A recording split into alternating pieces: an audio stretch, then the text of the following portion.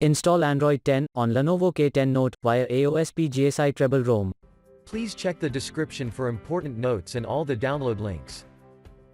First download ROM and GApps packages, then transfer the downloaded files to the phone storage, link is in the description below.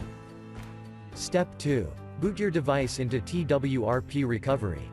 Once in TWRP, click on Wipe, Advanced Wipe, and select the check boxes, as shown in the image, excluding internal storage.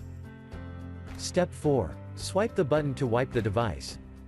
Step 5. Go back to the recovery main screen, and tap on the Install button. Step 6. Navigate to the storage, and select the GSI ROM file.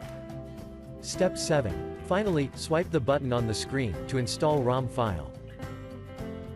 Step 9. After GApps flashing completes, select Wipe Cache and Dalvik from bottom left side of screen, and swipe to wipe. Step 10.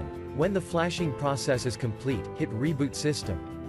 That's it, you have successfully installed the ROM on your device.